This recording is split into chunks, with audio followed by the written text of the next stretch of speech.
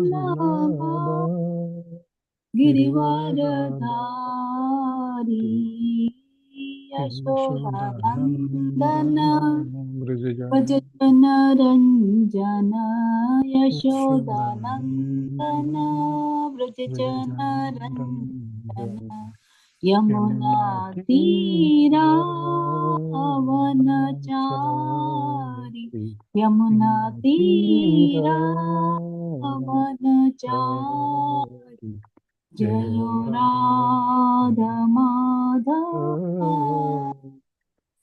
ಕುಂಜ ಬಿಹಾರಿ ಜಯೋ ರಾಧಾ ಮಾಧವ ಕುಂಜ ಬಿಹಾರಿ ಹರೇ ಕೃಷ್ಣ ಹರೇ ಕೃಷ್ಣ ಕೃಷ್ಣ ಕೃಷ್ಣ ಕೃಷ್ಣ ಹರೇ ಹರೇ ಹರೇ ರಾಮ ಹರೇ ರಾಮ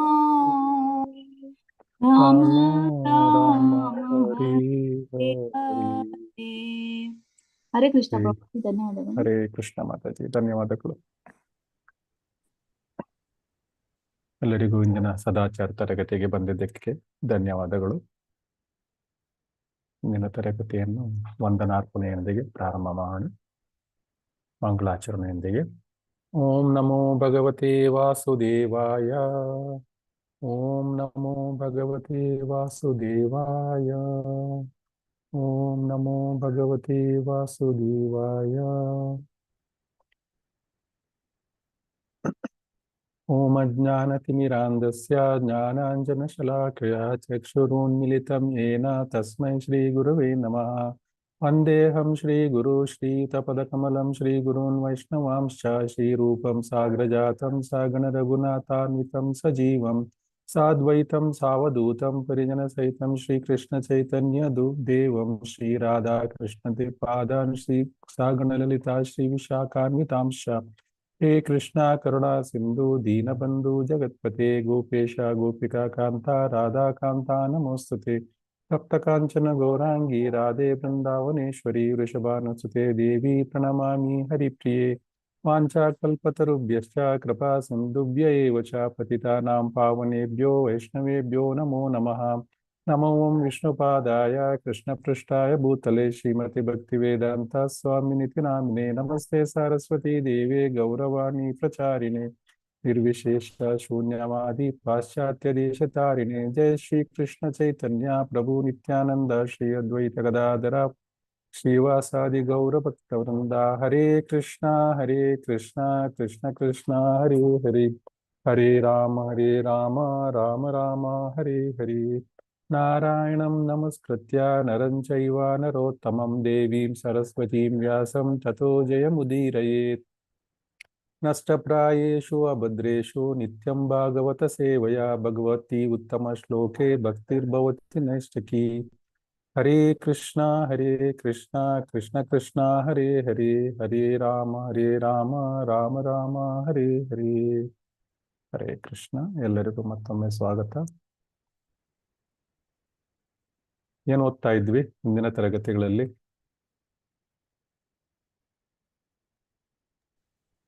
ದೇವತೆಗಳ ಋಷಿಗಳದು ಗರ್ಭಸ್ತುತಿ. ದೇವಕಿ ಮಾತೆ ಗರ್ಭದಲ್ಲಿ ಅವಾಗ ಶ್ರೀಕೃಷ್ಣರು ಆವಿರ್ಭವಿಸ್ತಾರೆ, ಆಗ ಸ್ತುತಿಯನ್ ಮಾಡ್ತಾರೆ. ಗರ್ಭಸ್ಥ ಭಗವಂತನ ಸ್ತುತಿಯನ್ನು ಮಾಡ್ತಾ ಇದ್ದಾರೆ ಅಲ್ವಾ? ಸೊ ಈಗಾಗಲೇ ನಾವು 29ನೇ ಶ್ಲೋಕದವರೆಗೂ ನೋಡಿದೀವಲ್ವಾ? ಹೌದು ಪ್ರಭು. ಇವಾಗ 29ನೇ ಶ್ಲೋಕವನ್ನು ನೋಡಿದೀವಿ. 21ನೇ ಶ್ಲೋಕದಲ್ಲಿ ಏನ್ ತಿಳ್ಕೊಂಡ್ವಿ?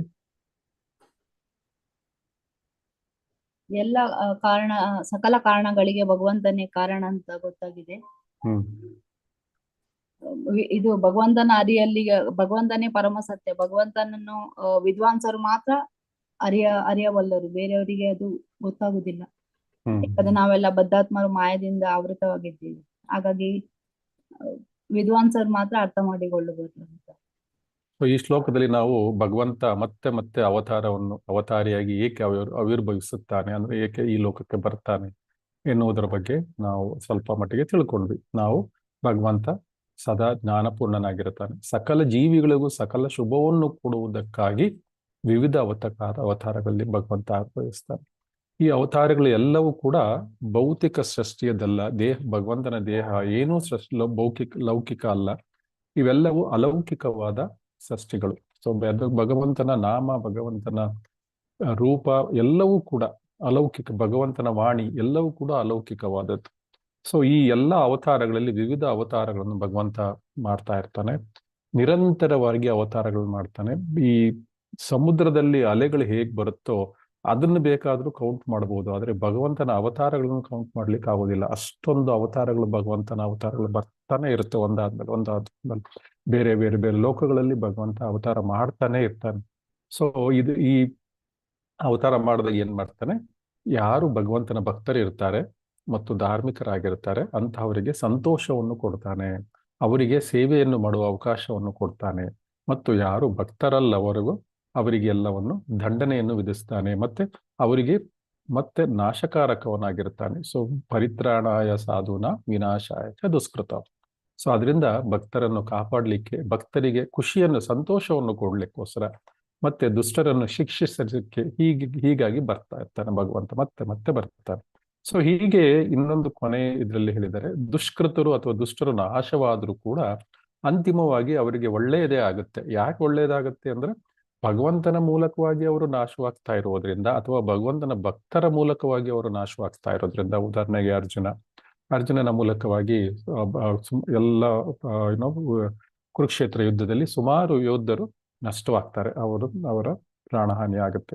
ಸೊ ಅವೆಲ್ಲರೂ ಕೂಡ ಭಗವಂತನ ಒಂದು ದರ್ಶನವನ್ನು ಪಡೀತಾ ತಮ್ಮ ಒಂದು ದೇಹ ತ್ಯಾಗವನ್ನು ಮಾಡ್ತಾರೆ.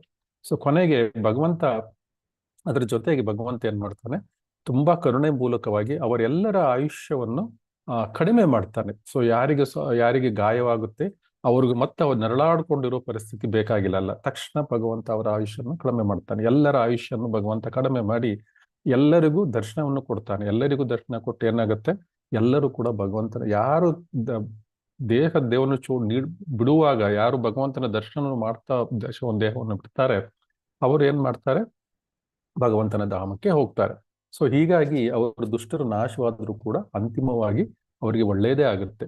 ಉದಾಹರಣೆಗೆ ನಾವು ಪೂತನಿಯನ್ನು ತೆಗೆದುಕೊಳ್ಳಬಹುದು. ಪೂತನಿಯನ್ನು ಭಗವಂತನನ್ನು ಸಾಯಿಸ್ಲಿಕ್ಕೋಸ್ಕರ ಬಂದದ್ದು. ಆದ್ರೆ ಪೂತನಿಗೆ ಏನು ಕೊಡ್ತಾನೆ ಭಗವಂತ, ತಾಯಿಯ ಸ್ಥಾನವನ್ನು ಕೊಡ್ತಾನೆ. ಯಾಕಂದ್ರೆ ಹಾಲನ್ನು ಕೊಟ್ಟಿದ್ದಾಳೆ ಭಗವಂತನಿಗೆ, ಅದರಿಂದ ತಾಯಿಯ ಸ್ಥಾನವನ್ನು ಕೊಡ್ತಾನೆ ಭಗವಂತ. ಅದರಿಂದ ದುಷ್ಟರು ನಾಶವಾದರೂ ಕೂಡ ಅವರಿಗೆ ಒಳ್ಳೆಯದೇ ಆಗುತ್ತೆ ಅಂತ ಹಿಂದಿನ ಶ್ಲೋಕದಲ್ಲಿ ದೇವತೆಗಳು ಭಗವಂತನ ಒಂದು ಇದನ್ನು ಮಾಡಿದ್ರು.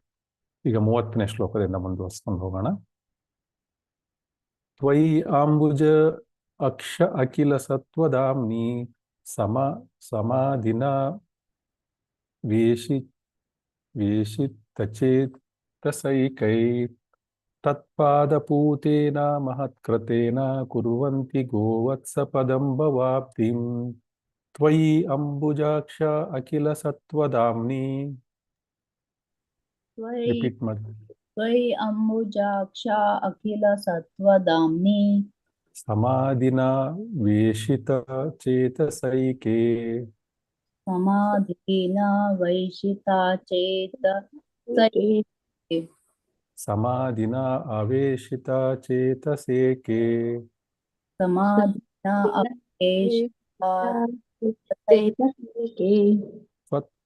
ಪಾದಪೂತೇನ ಮಹತ್ಕೃತೇನ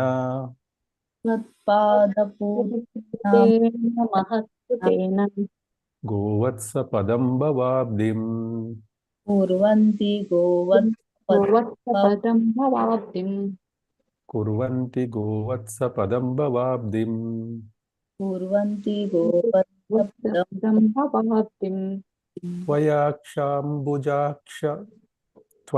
ತ್ವಯಿ ಅಂಬುಜಾಕ್ಷ ಅಖಿಲ ಸತ್ವಧಾಮ್ನಿ.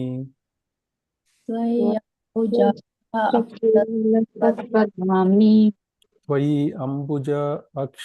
ಅಖಿಲ ಸತ್ವಧಾಮ್ನಿ. ಅಖಿಲ ಸತ್ವಧಾಮ್ನಿ ಸಮಾಧಿನ ವೇಷಿತ ಚೇತಸೈಕೆ. ಸಮಾಧೀನ ಅವೇಶಿತ ತತ್ಪಾದಪೂತೇನ ಮಹತ್ಕೃತೇನ ತತ್ಪಾದ ತತ್ಪಾದಪೂತೇನ ಮಹತ್ಕೃತೇನ ಕುರ್ವಂತಿ ಗೋವತ್ಸಪದಂ ಭವಾಬ್ಧಿಂ. ಕುರ್ವಂತಿ ಗೋವತ್ಸಪದಂ ಭವಾಬ್ಧಿಂ. ಯಾರಾದ್ರೂ ಶ್ಲೋಕ ರಿಪೀಟ್ ಮಾಡ್ತೀರಾ? ಹರೇ ಕೃಷ್ಣ ಪ್ರಭುಜಿ. ಓದಿ. ಸ್ವಯಂಬುಧಾಕ್ಷ ಕಿಲ ಸತ್ವಧಾಮ್ನಿ ಸಮಾಧಿನಾ ವೇಶಿತ ಚೇತಸೈಕೆ ತತ್ಪಾದಪೋತೇನ ಮಹತ್ಕೃತೇನ ಕುರ್ವಂತಿ ಗೋವತ್ಸಪದಂ ಭವಾಬ್ಧಿಂ. ಹರೇ ಕೃಷ್ಣ ಪ್ರಭುಜಿ. ಹರೇ ಕೃಷ್ಣ ಮಾತಾಜಿ. ಮತ್ತೆ ಯಾರಾದ್ರೂ ರಿಪೀಟ್ ಮಾಡ್ತೀರಾ?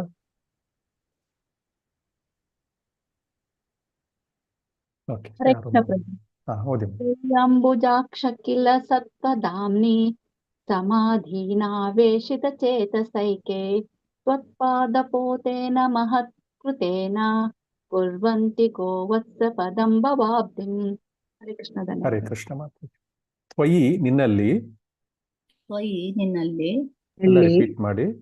ಅಂಬುಜಾಕ್ಷ ಕಮಲ ನೇತ್ರನಾದ ಪ್ರಭುವೇ, ಅಂಬುಜಾಕ್ಷ ಕಮಲ ನೇತ್ರನಾದ ಪ್ರಭುವೇ, ಅಖಿಲ ಸತ್ವಧಾಮ್ನಿ ಯಾವುದರಿಂದ ಸಕಲವು ಉದ್ಭೂತವಾಗುವವೋ, ಯಾರಲ್ಲಿ ಸಕಲ ಶಕ್ತಿಗಳು ನೆಲೆಸುವವೋ ಆ ಸಕಲ ಅಸ್ತಿತ್ವಗಳ ಮೂಲ ಕಾರಣಾದ ಅಖಿಲ ಸತ್ವಧಾಮ್ನಿ ಯಾವುದರಿಂದ ಸಕಲವು ಉದ್ಭೂತವಾಗುವವೋ, ಯಾರಲ್ಲಿ ಸಕಲ ಶಕ್ತಿಗಳು ನೆಲೆಸುವವು ಆ ಸಕಲ ಅಸ್ತಿತ್ವಗಳ ಮೂಲ ಕಾರಣನಾದ ಸಮಾಧಿನ ನಿರಂತರ ಧ್ಯಾನ ಹಾಗೂ ಪೂರ್ಣ ಮಗ್ನತೆಯಿಂದ ಸಮಾಧಿನ ನಿರಂತರ ಧ್ಯಾನ ಪೂರ್ಣ ಮಗ್ನತೆಯಿಂದ ದೇವೋತ್ತಮ ಪರಮಪುರುಷನಾದ ನಿನ್ನ ಯೋಚನೆಗಳಲ್ಲಿ ದೇವೋತ್ತಮ ಪುರುಷನಾದ ನಿನ್ನ ಯೋಚನೆಗಳಲ್ಲಿ ಆವೇಶಿತ ಪೂರ್ಣವಾಗಿ ಮಗ್ನವಾದ ಆವೇಶಿತ ಪೂರ್ಣವಾಗಿ ಮಗ್ನವಾದ ಪೂರ್ಣವಾಗಿ ತೊಡಗಿದ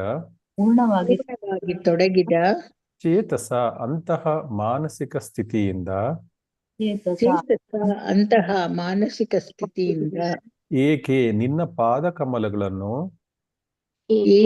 ನಿನ್ನ ಪಾದಕಮಲಗಳನ್ನು ಸದಾ ಯೋಚಿಸುವ ಒಂದು ಪ್ರಕ್ರಿಯೆಯಾದ ಸದಾ ಯೋಚಿಸುವ ಒಂದು ಪ್ರಕ್ರಿಯೆಯಾದ ತ್ವತ್ಪಾದಪೋತೇನ ನಿನ್ನ ಪಾದಕಮಲಗಳಂತಹ ನೌಕೆಯನ್ನೇರುವುದರಿಂದ ಪಾದಪೋತೇನ ನಿನ್ನ ಪಾದಕಮಲಗಳಂತಹ ನೌಕೆಯನ್ನೇರುವುದರಿಂದ ಮಹತ್ಕೃತೇನ ಅತ್ಯಂತ ಶಕ್ತಿಶಾಲಿಯಾದ ಮಹತ್ಕೃತೇನ ಅತ್ಯಂತ ಶಕ್ತಿಶಾಲಿಯಾದ ಮೂಲ ಅಸ್ತಿತ್ವವೊಂದು ಪರಿಗಣಿಸಲಾದ ಮೂಲ ಅಸ್ತಿತ್ವವೆಂದು ಪರಿಗಣಿಸಲಾದ ಕ್ರಿಯೆಯಿಂದ ಅಥವಾ ಮಹಾಜನರಿಂದ ಆಚರಿಸಲ್ಪಟ್ಟ ಕಾರ್ಯದಿಂದ ಕ್ರಿಯೆಯಿಂದ ಅಥವಾ ಮಹಾಜನರಿಂದ ಆಚರಿಸಲ್ಪಟ್ಟ ಕಾರ್ಯದಿಂದ ಕುರುವಂತಿ ಮಾಡುವರು ಗೋವತ್ಸಪದಂ ಕರುವಿನ ಹೆಜ್ಜೆ ಗುರುತಿನಂತೆ ಗೋವತ್ಸಪದಂ ಕರುವಿನ ಹೆಜ್ಜೆ ಗುರುತಿನಂತೆ ಭವಾಬ್ಧಿಂ ಅವಿದ್ಯೆಯ ಮಹಾಸಾಗರವನ್ನು ಅವಿದ್ಯೆಯ ಮಹಾಸಾಗರವನ್ನು. ಅನುವಾದ ಮತ್ತು ಭಾವಾರ್ಥ ಶ್ರೀಲ ಪ್ರಭುಪಾದರಿಂದ. ಶ್ರೀಲ ಪ್ರಭುಪಾದರಿಗೆ ಜಯವಾಗಲಿ. ಹೇ ಕಮಲಾಕ್ಷನಾದ ಪ್ರಭುವೆ, ಸಕಲ ಅಸ್ತಿತ್ವದ ನಿಧಿಯಾಗಿರುವ ನಿನ್ನ ಪಾದಕಮಲಗಳನ್ನು ವ್ಯಕ್ತಿಯು ತನ್ನ ಧ್ಯಾನವನ್ನು ಕೇಂದ್ರೀಕರಿಸುವುದರಿಂದ ಮತ್ತು ಆ ಪಾದಕಮಲಗಳನ್ನು ಅವಿದ್ಯಾಸಾಗರವನ್ನು ದಾಟಲು ಉಪಯುಕ್ತವಾದ ನಾವೇ ಎಂದು ಸ್ವೀಕರಿಸುವುದರಿಂದ ಅವನು ಮಹಾಜನರ ಅಂದರೆ ಮಹಾಋಷಿಗಳ, ಮುನಿಗಳ ಮತ್ತು ಭಕ್ತರ ಹೆಜ್ಜೆಗಳನ್ನು ಅನುಸರಿಸುತ್ತಾನೆ. ಸರಳವಾದ ಈ ಪ್ರಕ್ರಿಯೆಯಿಂದ ವ್ಯಕ್ತಿಯು ಒಂದು ಕರುವಿನ ಗೊರಸಿನ ಹೆಜ್ಜೆಯನ್ನು ದಾಟುವಷ್ಟು ಸುಲಭವಾಗಿ ಅವಿದ್ಯೆ ಎಂಬ ಸಾಗರವನ್ನು ದಾಟಬಹುದು. ಈಗ ರಿಪೀಟ್ ಮಾಡೋಣ. ಹೇ ಕಮಲಾಕ್ಷನಾದ ಪ್ರಭುವೇ, ಹೇ ಕಮಲಾಕ್ಷನಾದ ಪ್ರಭುವೇ, ಸಕಲ ಅಸ್ತಿತ್ವದ ನಿಧಿಯಾಗಿರುವ ಸಕಲ ಅಸ್ತಿತ್ವದ ನಿಧಿಯಾಗಿರುವ ನಿನ್ನ ಪಾದಕಮಲಗಳನ್ನು ವ್ಯಕ್ತಿಯು ತನ್ನ ಧ್ಯಾನವನ್ನು ಕೇಂದ್ರೀಕರಿಸುವುದರಿಂದ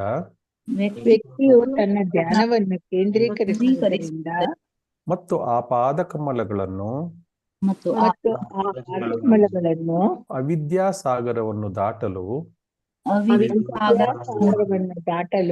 ಉಪಯುಕ್ತವಾದ ನಾವೇ ಎಂದು ಸ್ವೀಕರಿಸುವುದರಿಂದ ಉಪಯುಕ್ತವಾದ ನಾವೇ ಎಂದು ಸ್ವೀಕರಿಸುವುದರಿಂದ ಅವನು ಮಹಾಜನರ ಅವನು ಮಹಾಜನರ ಅಂದರೆ ಮಹರ್ಷಿಗಳ ಮುನಿಗಳ ಮತ್ತು ಭಕ್ತರ ಅಂದರೆ ಮಹರ್ಷಿಗಳ ಮುನಿಗಳ ಮತ್ತು ಭಕ್ತರ ಹೆಜ್ಜೆಗಳನ್ನು ಅನುಸರಿಸುತ್ತಾನೆ.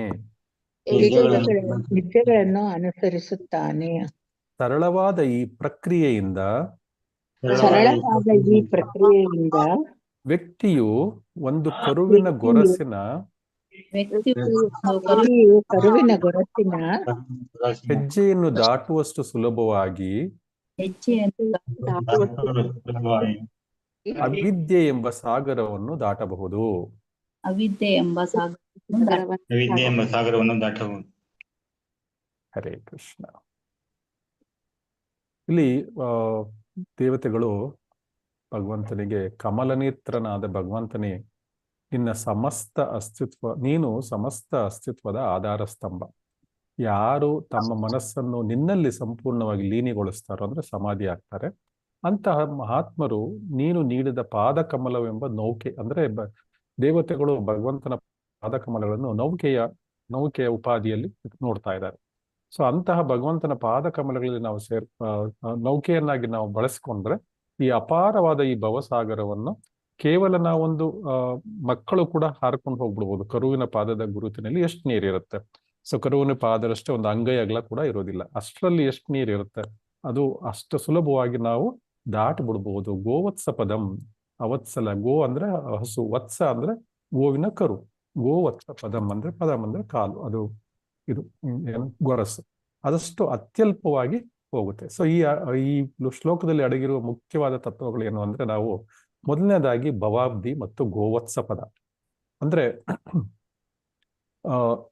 ಈ ಭವಾಬ್ಧಿ ಅಂದ್ರೆ ದೊಡ್ಡದಾದ ಸಾಗರ, ಭವಸಾಗರ ಇದು ಭವಾಬ್ಧಿ. ಅದರ ವರ್ಸಸ್ ಏನದು ಒಂದು ಪುಟ್ಟದಾದ ಒಂದು ಇದು ಗುಂಡಿನೂ ಅಲ್ಲ. ನಮಗೆ ರೋಡಲ್ಲಿ ಹೋಗ್ತಾ ಇರುವಾಗ ಅದು ಗೋವತ್ಸ ಅದು ಕಾಣಿಸೋದು ಇಲ್ಲ ನಮಗೆ. ನಾವು ಸ್ವಲ್ಪ ಮುಂದೆ ನೋಡ್ತಾ ಇದ್ರೆ, ಕೆಳಗಡೆ ನೋಡ್ಕೊಂಡು ಹೋದ್ರೆ ಕಾಣಿಸುತ್ತೆ, ಇಲ್ಲಾಂದ್ರೆ ಕಾಣಿಸೋದೇ ಇಲ್ಲ, ಅಷ್ಟು ಸಣ್ಣದಾಗಿರುತ್ತೆ. ಸೊ ಆದ್ರಿಂದ ನಮಗೆ ಈ ಲೌಕಿಕ ಜಗತ್ತು ಎಷ್ಟು ದೊಡ್ಡ ಭವಸಾಗರ, ಕೊನೆಯಲ್ಲಿ ಎಲ್ಲಾ ಸಂತರು ಹೇಳ್ತಾರೆ ಈ ಭವಸಾಗರ ಕೊನೆ ಇಲ್ಲದ ಸಾಗರದಂತೆ ಕಾಣಿಸ್ತಾ ಇದೆ. ಎಲ್ಲಿ ನೋಡಿದ್ರು ಎಷ್ಟೆಷ್ಟು ಕಷ್ಟ ಬಿದ್ರು ಈ ಭವಸಾಗರ ದಾಟ್ಲಿಕ್ಕೆ ಸಾಧ್ಯವಾಗ್ತಾ ಇಲ್ಲ. ಸೊ ಮತ್ತು ಜನನ, ಮರಣ, ಮುಪ್ಪು, ವ್ಯಾಧಿಗಳು ಎಂಬ ಅಲೆಗಳಿದಾವಲ್ಲ, ಇವನ್ನು ನಮ್ಮನ್ನು ಸದಾ ಭಯಭೀತರಾಗಿರುತ್ತವೆ. ಈ 4 ಮುಖ್ಯವಾದ ಸಮಸ್ಯೆಗಳು ಈ ಅಲೆಗಳು: ಹುಟ್ಟು, ಸಾವು, ಮುಪ್ಪು ಮತ್ತು ವ್ಯಾಧಿಗಳು. ಸೊ ಇದರಿಂದ ಈ ಭೌತಿಕ ಜಗತ್ತು, ಈ ಭವಸಾಗರ ಏನಿದೆ ಕೊನೆ ಇಲ್ಲದ ಸಾಗರದಂತೆ ಕಾಣಿಸ್ತಾ ಇದೆ ನಮ್ಗೆ. ಹೀಗೆ ಇಲ್ಲಿಂದ ತಪ್ಪಿಸ್ಕೊಂಡು ಹೋಗೋದು ಅಂತ ನಮ್ಗೆ ಗೊತ್ತಾಗ್ತಾ ಇಲ್ಲ.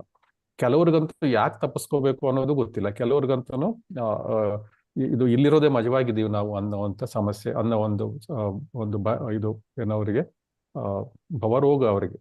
ಸೊ ಆದ್ರೆ ಈ ಭಕ್ತನಿಗೆ ಈ ಸಾಗರ ಏನಿದೆ ಕೇವಲ ಒಂದು ಗೋವತ್ಸ ಪದಂ ತರ ಇರುತ್ತೆ. ಅಂದ್ರೆ ಹಸುವಿನ ಕರು ಮಣ್ಣಿನಲ್ಲಿ ಓಡಾಡುವಾಗ, ಅಂದ್ರೆ ಒದ್ದೆ ಆಗಿರೋ ಮಣ್ಣಿನಲ್ಲಿ ಓಡಾಡುವಾಗ ಸಣ್ಣದೊಂದು ಪಾದದ ಗುರುತು ಆಗುತ್ತೆ. ಅದ್ರಲ್ಲಿ ಎಷ್ಟು ನೀರು ತುಂಬಿಕೊಳ್ಳಿಕ್ ಸಾಧ್ಯ? ಹಬ್ಬಬ್ಬ ಅಂದ್ರೆ 1 ಸೌಟ್ 2 ಸೌಟ್ನಷ್ಟು ನೀರು ತುಂಬಿಕೊಳ್ಳಿಕ್ ಸಾಧ್ಯ ಅಷ್ಟೇ. ಅಷ್ಟು ಅಲ್ಪವಾಗಿ ಆ ಸಾಗರವು ಆ ಭಕ್ತನಿಗೆ ಕಾಣಿಸುತ್ತೆ. ಯಾಕಂದ್ರೆ ಭಕ್ತನಿಗೆ ಈ ಸಂಸಾರದ ಭವಸಾಗರದ ಕಷ್ಟಗಳು ಬಾಧಿಸುವುದಿಲ್ಲ. ಅವನು ಸುಲಭವಾಗಿ ದಾಟ್ತಾನೆ ಭಗವಂತನ ಕೃಪೆಯಿಂದ. ಯಾಕಂದ್ರೆ ಅವನು ಭಗವಂತನ ಪಾದಕಮಲಗಳನ್ನು ಆಶ್ರಯಿಸಿರ್ತಾನೆ. ನಂತರ ತತ್ಪಾದ ಪೋತ ಅನ್ನುವ ಒಂದು ಶಬ್ದವನ್ನು ಇಲ್ಲಿ ಬಳಸಿದ್ದಾರೆ. ಅಂದ್ರೆ ತತ್ಪೋತ ಅಂದ್ರೆ ತತ್ಪಾದ ಅಂದ್ರೆ ಪಾದಕಮಲಗಳು, ಪೋತ ಅಂದ್ರೆ ನಾವಿಕನಾಗಿ ನೌಕೆಯಾಗಿ ಬಳಸ್ಕೊಳ್ಳೋದು. ಸಾಗರವನ್ನು ದಾಟ್ಲಿಕ್ಕೆ ನಮ್ಗೆ ದೊಡ್ಡದಾದ ಬಲಿಷ್ಠವಾದ ಹಡಗು ಬೇಕು, ನಮ್ಗೆ ಹಡಗು ಅಥವಾ ನೌಕೆ ಬೇಕು. ಇಲ್ಲಿ ಭಗವಂತನ ಪಾದಕಮಲಗಳನ್ನೇ ಆ ನೌಕೆಯಲ್ಲಾಗಿಸಿಕೊಳ್ಳಲಾಗಿದೆ. ಸೊ ನಾವು ಹಿಂದೆ ಚರ್ಚಿಸಿ ಕೆಲವು ಸರಿ ನೋಡಿದ್ವಿ, ಈ ಜ್ಞಾನಿಗಳು ಏನ್ ಮಾಡ್ತಾರೆ, ತಮ್ಮ ಸ್ವಂತ ಶಕ್ತಿಯಿಂದ ಈಜಲಿಕ್ಕೆ ಪ್ರಯತ್ನ ಪಡ್ತಾರೆ. ಸೊ ಆದ್ರೆ ಭಗವಂತನ ಪಾದಕಮಲಗಳಿಂದ ಸುರಕ್ಷಿತ ನೌಕೆಯಲ್ಲಿ ಕುಳಿತುಕೊಳ್ಳುವುದನ್ನು ಬಿಟ್ಟು ಇವರು ಮಿಕ್ಕಿದ ಎಲ್ಲ ಕೆಲಸಗಳನ್ನು ಮಾಡ್ತಾರೆ. ಆದ್ರೆ ಭಕ್ತನ ಏನ್ ಮಾಡ್ತಾನೆ, ಸಂಪೂರ್ಣ ಭಗವಂತನ ಚರಣ ಕಮಲಗಳಲ್ಲಿ ಶರಣಾಗ್ತಾನೆ ಮತ್ತು ಪಾದಗಳನ್ನು ಗಟ್ಟಿಯಾಗಿ ಹಿಡ್ಕೋತಾನೆ. ಅದನ್ನೇ ನನ್ನ ನೌಕೆ ಅಷ್ಟೇ. ಅದಕ್ಕಿಂತ ಸುರಕ್ಷಿತವಾದ ನೌಕೆ ಈ ಭವಲೋಕದಲ್ಲಿ ಇರ್ಲಿಕ್ಕೆ ಸಾಧ್ಯವೇ ಇಲ್ಲ. ಅದರಿಂದ ತತ್ಪಾದ ಪೋತ, ನಿನ್ನ ಪಾದಗಳನ್ನೇ ನೌಕೆಯನ್ನಾಗಿ ಬಳಸ್ಕೊತಾರೆ ಭಕ್ತರು ಅಂತ ಹೇಳಿ. ನಂತರ ಇನ್ನೊಂದು ಶಬ್ದ ಇಲ್ಲಿ ಮಹತ್ಕೃತೇನ, ಅಂದ್ರೆ ಮಹಾತ್ಮರು ನಿರ್ಮಿಸಿದ ಹಾದಿ. ಸೊ ನಾವು ಇದು ಕೇವಲ ಒಂದು ಪಾದಗಳನ್ನು ನೌಕೆಯನ್ನಾಗಿ ಮಾಡ್ಕೊಂಡು ಹೋಗೋದು ಕೇವಲ ಒಂದು ಇಮ್ಯಾಜಿನೇಷನ್ ಅಲ್ಲ. ಇದನ್ನು ಆಚಾರ್ಯರು ಈಗಾಗಲೇ ನೌಕೆಯನ್ನು ಹತ್ತಿ ಸಾಗರವನ್ನು ದಾಟಿದ್ದಾರೆ ಮತ್ತು ಆ ಹಾದಿಯನ್ನು ನಮಗೂ ಕೂಡ ತೋರಿಸ್ಕೊಟ್ಟಿದ್ದಾರೆ. ಸೊ ಅವರು ಮಹತ್ ಅಂದ್ರೆ ಮಹಾತ್ಮರು, ಮಹತ್ಕೃತೆಯನ್ನ ಅಂದ್ರೆ ಮಹಾತ್ಮರು ನಿರ್ಮಿಸಿದ ಹಾದಿ. ಸೊ ನಾವು ಹಿಂದೆ ಗೋಸ್ವಾಮಿಗಳು ಮತ್ತು ಶಕ್ತಿ ಪಡೆದ ವೈಷ್ಣವರು ಕೆಲಸ ಕೂಡ ಇದನ್ನೇ ಮಾಡಿರೋದು ಅವರು. ಈ ಗೋಸ್ವಾಮಿಗಳೆಲ್ಲ ನಮಗೆ ಅವರು ಕೂಡ ಈ ಭವಸಾಗರವನ್ನು ಸುಲಭವಾಗಿ ಭಗವಂತನ ಕೃಪೆಯಿಂದ ಭಗವಂತನ ಪದ್ಮಗಳನ್ನು ನೌಕೆಯನ್ನಾಗಿ ಮಾಡಿಕೊಂಡು ದಾಟಿದ್ದಾರೆ. ಸೊ ಅದೇ ರೀತಿ ಅವರು ನಮಗೂ ಕೂಡ ಅದೇ ಒಂದು ಇದು ಏನ್ ಮಾಡಿದ್ದಾರೆ, ನಮಗೂ ಕೂಡ ಅದನ್ನೇ ಹಾದಿಯನ್ನು ಹಾಕಿಕೊಟ್ಟಿದ್ದಾರೆ ನಮ್ಗೆ. ಸೊ ನಂತರ ಕೊನೆಗೆ ಸಮಾಧಿ ಅಂತ ಹೇಳಿ, ಈ ಸಮಾಧಿ ಅಂದ್ರೆ ಮನಸ್ಸನ್ನು ಏಕಾಗ್ರಿಸಿಕೊಳ್ಳಿಸುವುದು ಭಗವಂತನ ಪಾದಗಳನ್ನು. ಸೊ ಯಾರಿಗೆ ಈ ಸೌಲಭ್ಯ ಸಿಗುತ್ತೆ, ಅವ್ರು ಕೇವಲ ಕೃಷ್ಣ ಪ್ರಜ್ಞೆಯಲ್ಲಿ ಸಂಪೂರ್ಣವಾಗಿ ತೊಡಗಿಸ್ಕೊಂಡಿರ್ತಾರೋ ಅವ್ರಿಗೆ ಮಾತ್ರ ಈ ಅದ್ಭುತವಾದ ಸೌಲಭ್ಯ ಸಿಗ್ಲಿಕ್ಕೆ ಸಾಧ್ಯ. ಸೊ ನಾವು ಇಲ್ಲಿ ಅವ್ಯಭಿಚಾರಿಣಿ ಭಕ್ತಿ ಅಂದ್ರೆ ಇದು ಯಾವುದೇ ವ್ಯತ್ಯಯವಿಲ್ಲದೆ ಮನಸ್ಸನ್ನು ಕೃಷ್ಣನಲ್ಲಿ ನಾವು ನೆಲೆಸಿಡುವಂಥದ್ದು. ಎಂಥದ್ದಂದ್ರೆ ನಾವು ನಮ್ಮ ಜೀವನದಲ್ಲಿ ಹೇಗೆ ಈ ಶ್ಲೋಕವನ್ನು ಅಳವಡಿಸ್ಕೊಳ್ಬೇಕು ಅಂದ್ರೆ, ನಾವು ಸಾಗರವ ದೊಡ್ಡವಾಗಿ ಯಾಕೆ ಕಾಣ್ತಾ ಇದೆ ಅಂದ್ರೆ ಲೌಕಿಕ ದೃಷ್ಟಿಯಿಂದ ತುಂಬಾ ದೊಡ್ಡದಾಗಿದೆ. ಆದ್ರೆ ಭಕ್ತಿಯ ದೃಷ್ಟಿಯಿಂದ ನೋಡಿದ್ರೆ ಅದು ಕೇವಲ ಕರುವಿನ ಹೆಜ್ಜೆಯಷ್ಟು ನೀರು ಅಷ್ಟೇ. ಸೊ ಮುಖ್ಯವಾಗಿ ನಾವು ಮಾಡಬೇಕಾಗಿರೋದು 2 ವಿಷಯಗಳು. ಒಂದು ಶರಣಾಗತಿ, ನಮ್ಮ ಸ್ವಂತ ಪ್ರಯತ್ನದಲ್ಲಿ ಏನೂ ಮಾಡ್ಲಿಕ್ಕೆ ಆಗುವುದಿಲ್ಲ, ಅದರಿಂದ ಭಗವಂತನ ಪಾದಗಳನ್ನು ಆಶ್ರಯಿಸುವುದು ತುಂಬಾ ಸುಲಭವಾದ ಕೆಲಸ. ಸೊ ಮತ್ತೆ ಇನ್ನೊಂದು ಕೆಲಸ ಏನಂದ್ರೆ, ರೂಪ ಗೋಸ್ವಾಮಿಗಳಂತ ಮಹಾತ್ಮರು ಎಲ್ಲ ಆಚಾರ್ಯರ ಕೃಪೆಯಿಂದ ಹಾಕಿಕೊಟ್ಟ ದಾರಿಯಲ್ಲಿ ನಡೆದ್ರೆ, ಅಂದ್ರೆ ಈ ಭಗವಂತನ ಪಾದಗಳನ್ನು ಆಶ್ರಯಿಸಲಿಕ್ಕೆ ಕೆಲವು ನಿಯಮಗಳಿದ್ದಾವೆ. ಏನೆಲ್ಲ ನಿಯಮಗಳನ್ನು ಮಾಡಿದ್ರೆ ನಾವು ಭಗವಂತನ ಪಾದಗಳನ್ನು ಆಶ್ರಯಿಸಬಹುದು ಅಂದ್ಬಿಟ್ಟು. ಸೊ ಆ ನಿಯಮಗಳನ್ನು ರೂಪ ಗೋಸ್ವಾಮಿಯವರಂತ ಮಹಾತ್ಮರು, ಶೀಲ ಪ್ರಭುಪಾದರಂತ ಮಹಾತ್ಮರು ಹಾಕಿಕೊಟ್ಟ ದಾರಿ ಇದೆ ನಮ್ಗೆ. ಸೊ 4 ರಿಸ್ಟ್ರಿಕ್ಟಿವ್ ಪ್ರಿನ್ಸಿಪಲ್ಸ್ ಏನಿದಾವೆ, 4 ನಿಷೇಧಿತ ಕೆಲಸಗಳನ್ನು ನಾವು ಮಾಡ್ಲಿಕ್ಕಿಲ್ಲ, 16 ಸುತ್ತ ಜಪವನ್ನು ಮಾಡುವಂಥದ್ದು, ಭಗವಂತನ ಪ್ರಸಾದವನ್ನು ಸ್ವೀಕರಿಸುವಂಥದ್ದು, ಭಗವಂತನ ಬಗ್ಗೆ ಓದುವಂಥದ್ದು, ತಿಳಿಯುವಂಥದ್ದು, ಶ್ರವಣಂ ಕೀರ್ತನಂ ಸ್ಮರಣಂ, ಈ 3 ಮಾಡಿದ್ರೆ ಸಾಕು ಅಂತ ಆಚಾರ್ಯರು ಹೇಳ್ತಾರೆ. ಸೊ ಅದರಿಂದ ಈ ಭವಸಾಗರವನ್ನು ದಾಟ್ಲಿಕ್ಕೆ ಭಗವಂತನ ಹೇಳುವ ಮತ್ತೊಂದು ಸುಲಭ ಉಪಾಯ ಅಂದ್ರೆ ನಾಮ ಸಂಕೀರ್ತನೆ. ಸೊ ಚೈತನ್ಯ ಮಹಾಪ್ರಭುಗಳು ಬಂದಿದ್ರು 500 ವರ್ಷಗಳ ಹಿಂದೆ. ಅವರು ನಾಮ ಸಂಕೀರ್ತನೆಯನ್ನು ಹೇಳಿಕೊಟ್ಟು ಹೋಗಿದ್ದಾರೆ ನಮ್ಗೆ. ಹರೇ ಕೃಷ್ಣ ಕೃಷ್ಣ ಕೃಷ್ಣ ಹರೇ ಹರೇ, ಹರೇ ರಾಮ ರಾಮ ರಾಮ ಹರೇ ಹರಿ.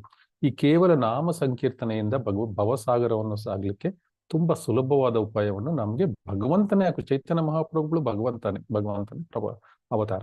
ಸೊ ಭಗವಂತನ ರೂಪದಲ್ಲಿ ಭಕ್ತನ ರೂಪದಲ್ಲಿ ಬಂದು ನಮ್ಗೆ ಭಕ್ತಿಯನ್ನು ಹೇಗೆ ಮಾಡಬೇಕು ಭಗವಂತನದ್ದು ಅನ್ನೋದು ಹೇಳಿಕೊಟ್ಟು ಹೋಗಿದ್ದಾರೆ.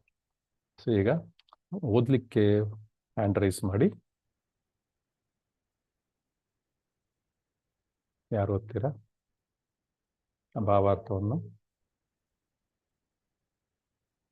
ಓಕೆ, ಒಬ್ರೇನಾ ಓದೋದು? ನಾನು ಓದ್ತೀನಿ. ಓಕೆ, ರೇಖಾ ಮಾತಾಜಿ ಫಸ್ಟ್ ಶುರು ಮಾಡಿ. ನೆಕ್ಸ್ಟ್ ಸುಭಾಂಗಿ ಮಾತಾಜಿ. ಹರೇ ಕೃಷ್ಣ ಪ್ರಭುಜಿ. ಓದಿ ಮಾತಾಜಿ. ಭಾವಾರ್ಥ. ಜೀವನದ ನಿಜವಾದ ಉದ್ದೇಶವೆಂದರೆ ಪುನರಾವೃತ್ತಿಗೊಳ್ಳುವ ಜನನ ಮರಣವೆಂಬ ಅವಿದ್ಯಾ ಸಾಗರವನ್ನು ದಾಟುವುದು. ಅಜ್ಞಾನಾಂಧಕಾರದಲ್ಲಿರುವವರು ಹೇಗಿದ್ದರೂ ಈ ಉದ್ದೇಶವನ್ನರಿಯರು. ಅದಕ್ಕೆ ಬದಲಾಗಿ ಭೌತಿಕ ಪ್ರಕೃತಿಯ ಅಲೆಗಳಿಂದ ಸೆಳೆದೊಯ್ದವರಾಗಿ ಪ್ರಕೃತೇ ಕ್ರಿಯಮಾಣಾನಿ ಗುಣೇ ಕರ್ಮಾಣಿ ಸರ್ವಶಃ. ಅವರು ಪುನರಾವರ್ತನೆಗೊಂಡ ಜನನ ಮರಣಗಳ ಮೃತ್ಯು ಸಂಸಾರ ವರ್ತಮನಿ ಕಷ್ಟಗಳನ್ನು ಅನುಭವಿಸ್ತಾ ಇರುತ್ತಾರೆ. ಆದರೆ ಭಕ್ತ ಸಹವಾಸದಿಂದ ಜ್ಞಾನ ಸಂಪನ್ನರಾದವರು ಜನರನ್ನು ಮಹತ್ಕೃತೇನ ಅನುಸರಿಸುವರು. ಅಂತಹ ವ್ಯಕ್ತಿಯು ಯಾವಾಗಲೂ ತನ್ನ ಮನಸ್ಸನ್ನು ಭಗವಂತನ ಪಾದಕಮಲಗಳ ಮೇಲೆ ಕೇಂದ್ರೀಕರಿಸುತ್ತಾನೆ ಮತ್ತು ನವವಿಧದ ಭಕ್ತಿ ಸೇವೆಗಳಲ್ಲಿ ಒಂದನ್ನು ಅಥವಾ ಹೆಚ್ಚನ್ನು ಕಾರ್ಯಕ್ಕೆ ತರುತ್ತಾನೆ. ಶ್ರವಣಂ ಕೀರ್ತನಂ ವಿಷ್ಣು ಸ್ಮರಣಂ ಪಾದ ಸೇವನಂ. ಸರಳವಾಗಿರುವ ಈ ಪ್ರಕ್ರಿಯೆಯಿಂದ ವ್ಯಕ್ತಿಯು ದುರತ್ಯಯವಾದ ಅವಿದ್ಯಾ ಸಾಗರವನ್ನು ದಾಟಬಹುದು. ಭಕ್ತಿ ಸೇವೆಯು ಯಾವ ರೂಪದಲ್ಲೇ ಆದರೂ ಶಕ್ತಿಯುತವಾದುದು. ಶ್ರೀ ವಿಷ್ಣು ಶ್ರವಣೇ ಪರೀಕ್ಷಿತ ಭವತ್ ವಯಾಸಖಿ ಕೀರ್ತನೆ. ಭಕ್ತಿ ರಸಾಮೃತ ಸಿಂಧು 1ನೇ ಸ್ಕಂದ 2ನೇ ಅಧ್ಯಾಯ 265ನೇ ಶ್ಲೋಕ. ಈ ಪದ್ಯದ ಪ್ರಕಾರ ಪರೀಕ್ಷಿತ್ ಮಹಾರಾಜನು ಭಗವಂತನ ಪಾವನ ನಾಮವನ್ನು, ಗುಣಗಳನ್ನು ಮತ್ತು ಲೀಲೆಗಳನ್ನು ಶ್ರವಣ ಮಾಡುವುದರಲ್ಲೇ ತನ್ನ ಮನಸ್ಸನ್ನು ಸಂಪೂರ್ಣ ಕೇಂದ್ರೀಕರಿಸಿದುದರಿಂದ ಮುಕ್ತನಾದನು. ಅದೇ ರೀತಿಯಲ್ಲಿ ಶುಕಮುನಿಗಳು ಭಗವಂತನನ್ನು ಕೇವಲ ಗುಣಗಾನ ಮಾಡಿದರು ಮತ್ತು ಸಮಗ್ರ ಭಾಗವತವೆನಿಸಿದ ಶ್ರೀಕೃಷ್ಣನ ವಿಷಯಗಳ ಮೇಲೆ ಪ್ರವಚನ ಮಾಡುವುದರಿಂದ ಅವರು ಕೂಡ ಮುಕ್ತರಾದರು. ಒಬ್ಬನು ಭಗವಂತನೊಂದಿಗೆ ಸಖ್ಯವನ್ನು ಮಾಡುವುದರಿಂದಲೂ ಮುಕ್ತನಾಗಬಹುದು. ಭಗವಂತನ ಅನೇಕ ನಿರ್ಮಲ ಭಕ್ತರು ಸ್ಥಾಪಿಸಿದ ಉದಾಹರಣೆಗಳಿಂದ ನಾವು ಕಲಿತಿರುವಂತೆ ಭಕ್ತಿ ಸೇವೆಯ ಶಕ್ತಿ ಅಂತಹದಾಗಿದೆ. ಹರೇ ಕೃಷ್ಣ ಹರೇ ಮಾತಾಜಿ, ಕೃಷ್ಣ. ಧನ್ಯವಾದಗಳು. ಶುಭಾಂಗಿ ಮಾತಾಜಿ ಓದ್ತೀರಾ? ಹರೇ ಕೃಷ್ಣ. ಹರೇ ಕೃಷ್ಣ ಪ್ರಭುಜಿ. ಅದು ಓದಿ mute. ಓದಿ ಆ, ಮಾತಾಜಿ. ಎಲ್ಲಿಂದ ಇದು ಶ್ಲೋಕ? ಸ್ವಯಂಭೂರ ನಾರದ ತಮ್ಮ ಸ್ವಯಂಭುರ್ನಾರದ ಶಂಭೋ ಕುಮಾರ ಕುಮಾರ ಕಪಿಲೋ ಮನಃ ಪ್ರಹ್ಲಾದೋ ಮನುಹು. ಓಕೆ, ಮನುಹು ಪ್ರಹ್ಲಾದೋ ಜನಕೋ ಭೀಷ್ಮೋ ಬಲಿರ್ವೈಯಾಸಕಿ ವಯಂ. ಭಾಗವತ 6.3.20. ಒಂದು ನಿಮಿಷ ಪ್ರಭು, ಸ್ವಲ್ಪ ಲಾಟ್ ಮಾಡ್ತೀನಿ. ಸ್ವಯಂಭೂ ನಾರದ ಶಂಭೋ ಕುಮಾರಃ ಕಪಿಲೋ ಮನುಃ ಪ್ರಹ್ಲಾದೋ ಜನಕೋ ಭೀಷ್ಮೋ ಬಲಿರ್ವೈಯಾಸಕೀರ್ವಯಂ. ಸೊ ಇದೆಲ್ಲ ಕಂಠಪಾಠ ಮಾಡ್ಬೇಕು ಈ ಶ್ಲೋಕ ಇದೆ ಎಲ್ರೂ. ಯಾಕಂದ್ರೆ ಇವರು 12 ಮಹಾಜನಗಳ ಹೆಸರನ್ನು ಈ ಶ್ಲೋಕದಲ್ಲಿ ಕೊಟ್ಟಿದ್ದಾರೆ. ಓದಿ ಮಾತಾಜಿ, ಮುಂದೆ ಓದಿ. ನಾವು ಅಂತಹ ಭಕ್ತರ ಹೆಜ್ಜೆಗಳನ್ನು ಅನುಸರಿಸಬೇಕು. ಏಕೆಂದರೆ ಈ ಸುಲಭ ಪ್ರಕ್ರಿಯೆಯಿಂದ ಒಂದು ಕರುವಿನ ಗೊರಸಿನಿಂದಾದ ಚಿಕ್ಕ ರಂಧ್ರವನ್ನು ಒಬ್ಬನು ದಾಟುವ ಹಾಗೆ ಅವಿದ್ಯೆಯ ಮಹಾಸಾಗರವನ್ನು ಒಬ್ಬನು ದಾಟಬಹುದು. ಇಲ್ಲಿ ಭಗವಂತನನ್ನು ಅಂಬುಜಾಕ್ಷ ಅಥವಾ ತಾವರೆಯಂತಹ ಕಣ್ಣುಳ್ಳವನೆಂದು ವರ್ಣಿಸಲಾಗಿದೆ. ಕಮಲ ಪುಷ್ಪಗಳಿಂದ ಹೋಲಿಸಲಾದ ಭಗವಂತನ ಕಣ್ಣುಗಳನ್ನು ನೋಡುವುದರಿಂದ ಒಬ್ಬನು ಅದೆಷ್ಟು ತೃಪ್ತನಾಗುವನೆಂದರೆ ಅವನು ತನ್ನ ಕಣ್ಣುಗಳನ್ನು ಬೇರೆ ಯಾವ ಕಡೆಗೂ ತಿರುಗಿಸಲು ಇಚ್ಛಿಸುವುದಿಲ್ಲ. ಭಗವಂತನ ದಿವ್ಯ ರೂಪವನ್ನು ಕೇವಲ ನೋಡುವುದರಿಂದ ಓರ್ವ ಭಕ್ತನು ಆ ಕ್ಷಣವೇ ತನ್ನ ಹೃದಯದೊಳಗೆ ಭಗವಂತನು ತಲ್ಲೀನನಾಗುವನು. ಈ ತಲ್ಲೀನತೆಯನ್ನು ಸಮಾಧಿ ಎಂದು ಕರೆಯಲಾಗಿದೆ. ಈ ತನ್ಮತೆಯನ್ನು ಸಮಾಧಿ ಎಂದು ಕರೆಯಲಾಗಿದೆ. ಧ್ಯಾನಾವಸ್ಥಿತ ಸದ್ಗತೇನ ಮನಸಾ ಪಶ್ಯಂತಿ ಯಂ ಯೋಗಿನಃ. ಭಾಗವತ 12.13.1. ಒಬ್ಬ ಯೋಗಿಯು ದೇವೋತ್ತಮ ಪರಮಪುರುಷನ ಯೋಚನೆಗಳಲ್ಲಿ ಸಂಪೂರ್ಣ ಮಗ್ನನಾಗಿರುತ್ತಾನೆ. ಏಕೆಂದರೆ ಭಗವಂತನ ಹೃದಯದೊಳಗೆ ಚಿಂತನೆ ಮಾಡುವುದನ್ನು ಬಿಟ್ಟು ಅವನಿಗೆ ಬೇರೆ ಯಾವ ಕೆಲಸವೂ ಇರುವುದಿಲ್ಲ. ಹೀಗೆ ಕೂಡ ಹೇಳಲಾಗಿದೆ. ಶ್ರಮಾಶ್ರಿತ ಯೇ ಪದ ಪಲ್ಲವ ಪ್ಲಾವಂ ಮಹತ್ಪದಂ ಪುಣ್ಯ ಯಶೋ ಮುರಾರೇ ಭವಾಂಬುಧಿರ್ವಸ್ತ ಪರಂ ಪದಂ ಯದ್ ವಿಶದಾಂನ ತೇಷಾಂ ಪದಂ ಯದ್ ವಿಪದಾಂನ ತೇಷಾಂ. ಇನ್ನೊಂದ್ಸರಿ ಓದ್ತೀನಿ. ಸಮಾಶ್ರಿತಾಯೇ ಪದ ಪಲ್ಲವ ಪ್ಲವಂ ಮಹತ್ಪದಂ ಪುಣ್ಯ ಯಶೋ ಮುರಾರೇ ಭವಾಂಬುಧಿವೃತ್ ಪದಂ ಪರಂ ಪದಂ ಯದ್ ವಿಪದಾಂನ ತೇಷಾಂ. ಭಾಗವತ 10:14-58. ಓದಿ ಮತ್ತೆ ಮುಂದೆ ಓದಿ. ಅಭಿವ್ಯಕ್ತಿಯ ಆಶ್ರಯನಾದ ಮತ್ತು ಮುರಸುರನಿಗೆ ಶತ್ರುವಾಗಿ ಮುರಾರಿ ಎಂಬ ಖ್ಯಾತನಾದ ಭಗವಂತನ ಪಾದ ಕಮಲಗಳೆಂಬ ನೌಕೆಯನ್ನು ತನ್ನದಾಗಿ ಮಾಡಿಕೊಂಡವನಿಗೆ ಭವಸಾಗರ ಒಂದು ಕರುವಿನ ಗೊರಸಿನಲ್ಲಿ ಹಿಡಿಸಿದ ನೀರಿನಷ್ಟೇ ಆಗುತ್ತದೆ. ಅವನ ಗುರಿಯು ಭೌತಿಕ ಕ್ಲೇಶಗಳಿಲ್ಲದ ಪರಮ ಪದಂ ಅಥವಾ ವೈಕುಂಠವಾಗಿರುತ್ತದೆ. ಪ್ರತಿಯೊಂದು ಹೆಜ್ಜೆಯಲ್ಲೂ ಅಪಾಯವಿರತಕ್ಕ ಸ್ಥಳವಲ್ಲ. ಈ ಪ್ರಕ್ರಿಯೆಯನ್ನು ಬ್ರಹ್ಮ ಮತ್ತು ಶಿವಾನಂತ ಅಧಿಕಾರಿಗಳು ಪುರಸ್ಕರಿಸುತ್ತಾರೆ. ಸ್ವಯಂಭೂರ್ ನಾರದ ಶಂಭು. ಆದುದರಿಂದ ನಾವು ಅವಿದ್ಯೆಯನ್ನು ದಾಟಿ ಹೋಗಲು ಈ ಕ್ರಿಯೆಯನ್ನು ಅವಲಂಬಿಸಬೇಕು. ಇದು ಬಹಳ ಸುಲಭವಾದದ್ದು. ಆದರೆ ನಾವು ಮಹಾಪುರುಷರ ಹೆಜ್ಜೆಗಳನ್ನು ಅನುಸರಿಸಬೇಕು. ಆಗ ಗೆಲುವು ಸಾಧ್ಯವಾಗುವುದು. ಮಹತ್ಕೃತೇನ ಎಂಬ ಶಬ್ದಕ್ಕೆ ಸಂಬಂಧಿಸಿದಂತೆ ಮಹಾಭಕ್ತರು ತೋರಿಸಿಕೊಟ್ಟಿರುವ ಪ್ರಕ್ರಿಯೆಯು ಅವರಿಗೆ ಮಾತ್ರವಲ್ಲ, ಇತರರಿಗೂ ಆಗಿರುವುದೆಂಬುದು ಮಹತ್ವವಾದದ್ದು. ವಿಷಯಗಳನ್ನು ಸುಲಭಗೊಳಿಸಿದರೆ ಅವನ್ನು ಸುಲಭಗೊಳಿಸಿದ ವ್ಯಕ್ತಿಗೂ ಅವೇ ತತ್ವವನ್ನು ಅನುಸರಿಸುವ ಇತರರಿಗೂ ಅದು ಅನುಕೂಲವಾಗುವುದು. ಈ ಶ್ಲೋಕದಲ್ಲಿ ಅವಿದ್ಯಾಸಾಗರವನ್ನು ದಾಟಲು ಸಮರ್ಪಿಸಲಾದ ಪ್ರಕ್ರಿಯೆಯು ಭಕ್ತಿಗೆ ಮಾತ್ರವೇ ಸುಲಭವಾದುದಲ್ಲ, ಭಕ್ತರನ್ನು ಅನುಸರಿಸುವ ಸಾಮಾನ್ಯ ವ್ಯಕ್ತಿಗಳಿಗೆ ಕೂಡ ಸುಲಭವಾದುದು. ಮಹಾಜನೋ ಏನ ತಥಾ ಸಹ ಪಂಥಃ. ಹರೇ ಕೃಷ್ಣ ಮಾತಾಜಿ, ಧನ್ಯವಾದಗಳು. ಈ ಭಾವಾರ್ಥದಲ್ಲಿ ಶ್ರೀಲ ಪ್ರಭುಪಾದರು ಏನ್ ಬರೆದಿದ್ದಾರೆ ಅಂದ್ರೆ, ನಮ್ಗೆ ಜೀವನದ ಅತ್ಯಂತ ಮುಖ್ಯವಾದ ಗುರಿ ಏನು ಅಂದ್ರೆ, ನಾವು ಹಿಂದೆ ಚರ್ಚಿಸಿದ ಭವಸಾಗರ ಮತ್ತು ದೃಷ್ಟಿಕೋನ, ಯಾವ ದೃಷ್ಟಿಕೋನದಲ್ಲಿ ನಾವು ಭವಸಾಗರವನ್ನು ನೋಡ್ತಾ ಇದ್ದೇವೆ ಅನ್ನೋದರ ಒಂದು ಸುಂದರ ಒಂದು ಇಲ್ಲಿ ಒಂದು ಎಕ್ಸ್ಪ್ಲನೇಷನ್ ಅನ್ನು ಪ್ರಭುಪಾದರು ಕೊಟ್ಟಿದ್ದಾರೆ. ಮತ್ತೆ ದೇವತೆಗಳು ಕೂಡ ಅಷ್ಟೇ ಸುಂದರವಾಗಿ ಈ ಶ್ಲೋಕವನ್ನು ಹೇಳಿದ್ದಾರೆ. ನಿಜವಾದ ಗುರಿ ಏನು ನಮ್ದು ಜೀವನದಂದ್ರೆ, ಈ ಜಗತ್ತಿನಲ್ಲಿ ನಾವು ಎಷ್ಟೇ ಸಾಧನೆಗಳು ಮಾಡಿರ್ಬೋದು,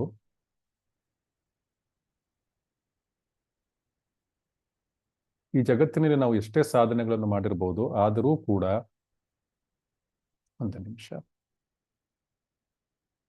ಆ ಎಲ್ಲದಕ್ಕೂ ಯಾವ ಒಂದು ಪ್ರಯೋಜನವೂ ಇಲ್ಲ ಎಲ್ಲಿವರೆಗೂ ನಾವು ಜನನ ಮತ್ತು ಮರಣದ ಚಕ್ರದಿಂದ ಹೊರಬರದೇ ಇದ್ರೆ ಸಂಪೂರ್ಣ ನಮ್ಮ ಜೀವನ ಸಂಪೂರ್ಣ ವ್ಯರ್ಥ ಇದು ಜೀವನ.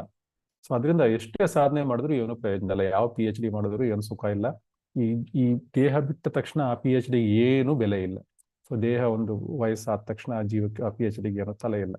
ಸೊ ಅದರಿಂದ ನಾವು ಈ ಅಜ್ಞಾನದ ಕತ್ತಲೆಯಲ್ಲಿದ್ದೀವಿ. ಅನೇಕ ಪ್ರಕೃತಿಯ ಗುಣಗಳು ಪ್ರಭಾವಕ್ಕೆ ಒಳಗಾಗಿ ನಾವು ಏನ್ ಮಾಡ್ತೇವೆ, 3 ಪ್ರಕೃತಿಯ ಗುಣಗಳಿದ್ದೇವೆ. ಯಾವ್ಯಾವ್ದು 3 ಪ್ರಕೃತಿಯ ಗುಣಗಳು ಯಾರು ಹೇಳ್ತೀರಾ? ಸತ್ವ, ರಜ, ತಮಸ್ಸು. ಹರೇ ಕೃಷ್ಣ. ಸತ್ವ, ರಜಸ್ಸು ಮತ್ತು ತಮಸ್ಸು.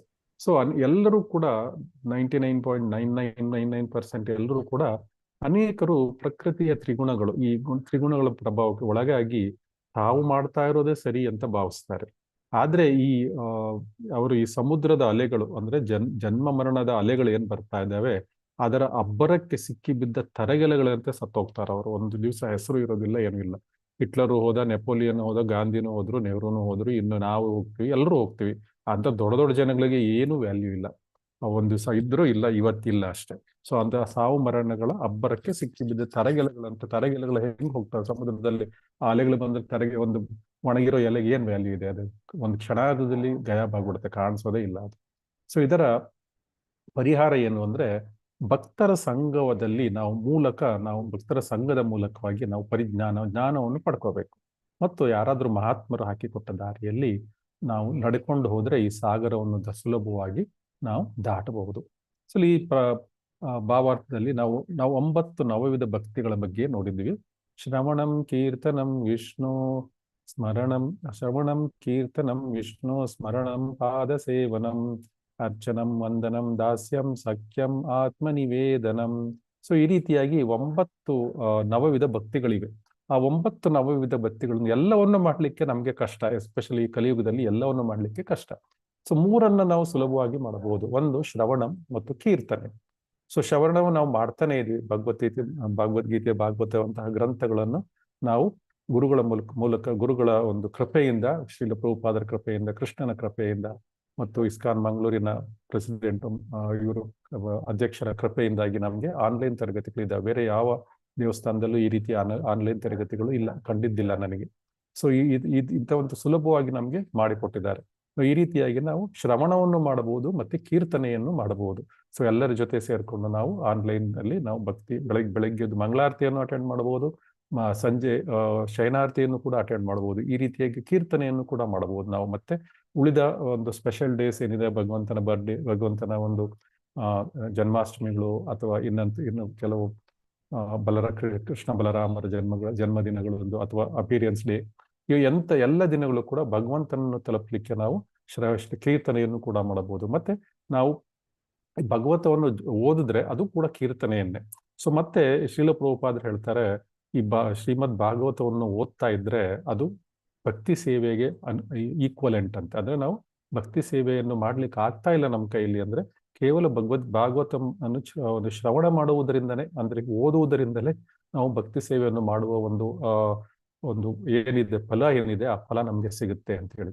ಸೊ ಈ ರೀತಿಯಾಗಿ ಶ್ರವಣಂ, ಕೀರ್ತನಂ ಮತ್ತು ಸ್ಮರಣಂ, ಏನನ್ನು ಓದ್ತೇವೆ, ಏನನ್ನು ಕೇಳ್ತೇವೆ ನಾವು ಅದನ್ನು ಮತ್ತೆ ಮೆಲುಕು ಹಾಕುವಂಥದ್ದು.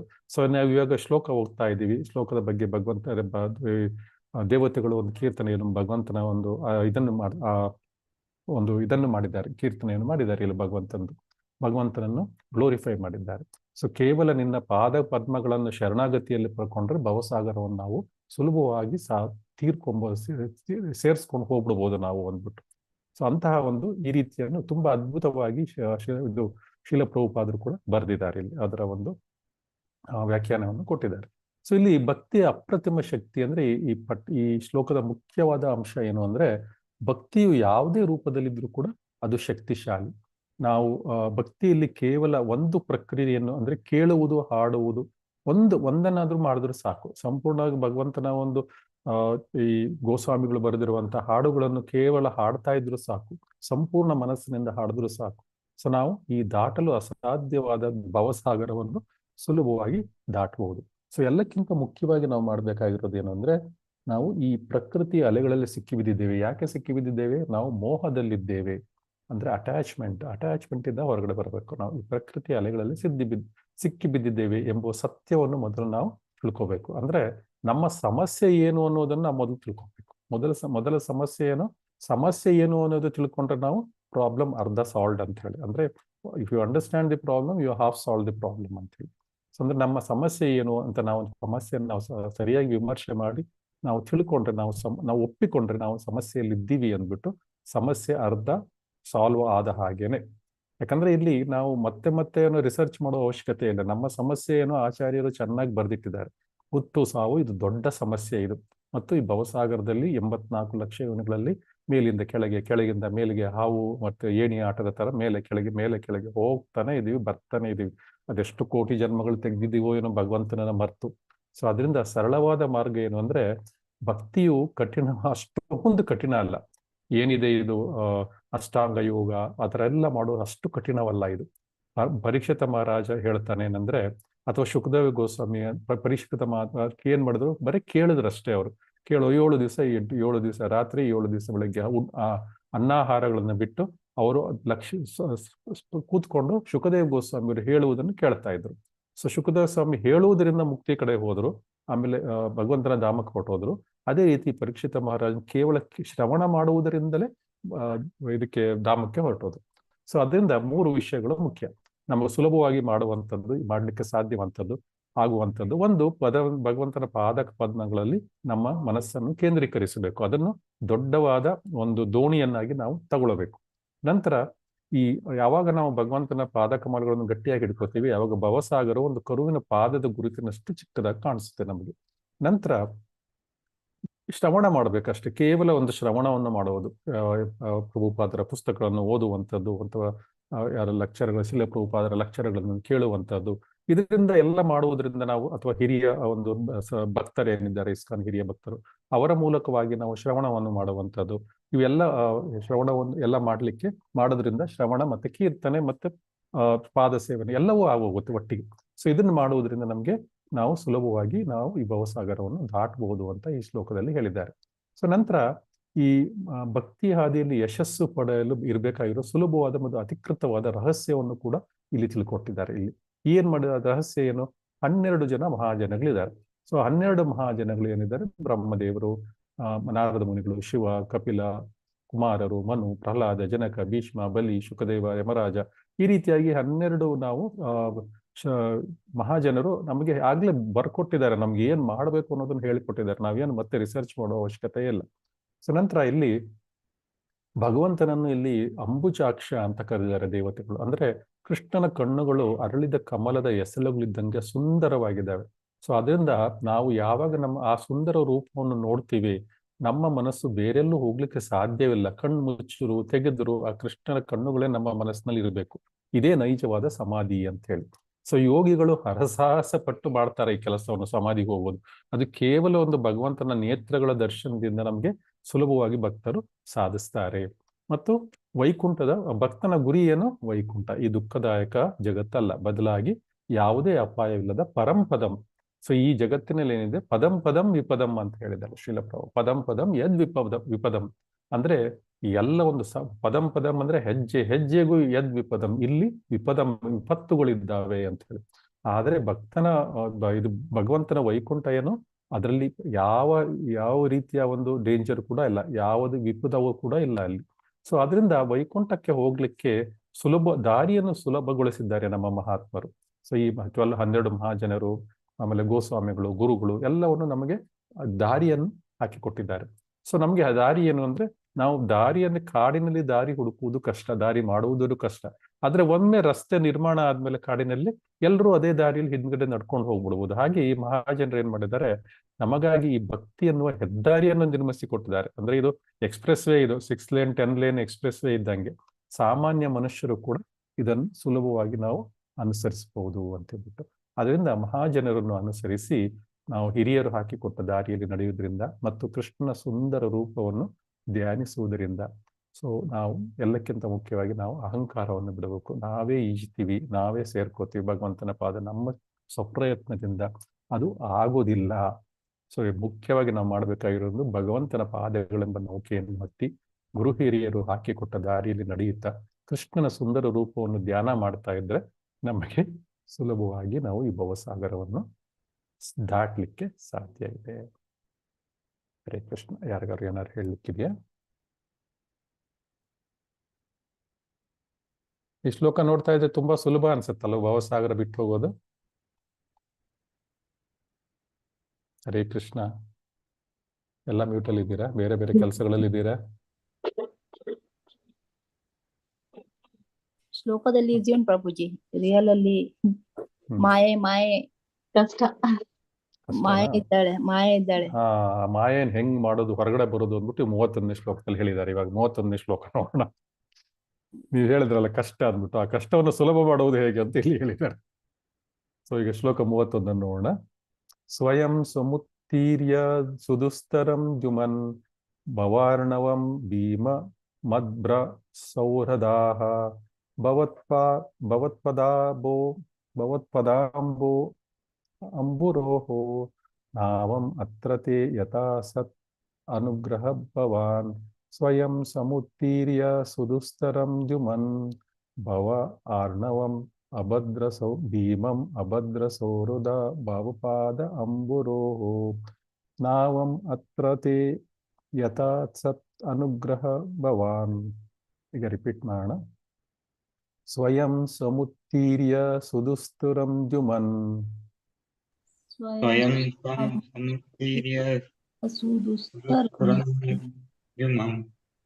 ಸ್ವಯಂ ಸಮುತ್ತೀರ್ಯ ಸುದುಸ್ತರಂ ಜುಮನ್ ಸ್ವಯಂ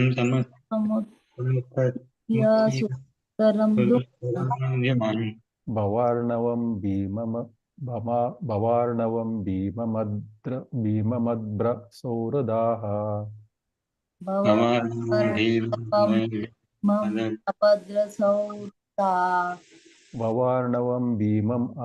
ಸೌಹೃದಾಹ ಭವಾರ್ಣವಂ ಭೀಮಂ ಅಭದ್ರ ಸೌಹೃದಾಹ ಸ್ವಯಂ ಸಮುತ್ತೀರ್ಯ ಸುದುಸ್ತರಂ ಜುಮನ್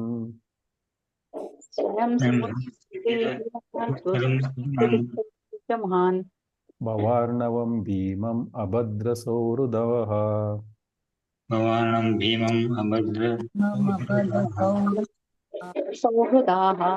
ಭವತ್ಪದ ಆಂಬುರೋಹೋ ನಾವಂ ಅತ್ರತೆ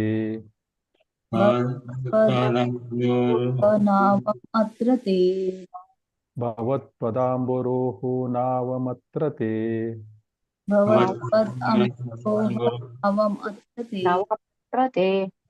ನಿಧಾಯ ಯಥಾಹ ಸದನುಗ್ರಹೋ ಭವಾನ್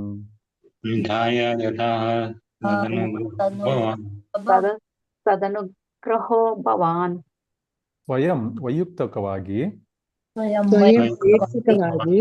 ಸಮುತ್ತೀರ್ಯ ಪೂರ್ಣವಾಗಿ ದಾಟಿ ಸುದುಸ್ತರಂ ದಾಟಲು ತುಂಬಾ ಕಷ್ಟಕರವಾದ ಜುಮನ್ ಈ ಅಜ್ಞಾನ ಜಗತ್ತಿನ ಕತ್ತಲೆಯನ್ನು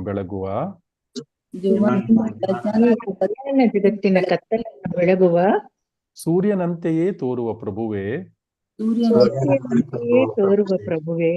ಭವಾರ್ಣವಂ ಅವಿದ್ಯೆಯ ಸಾಗರವನ್ನು ಭೀಮಂ ಅತ್ಯಂತ ಭೀಕರವಾದ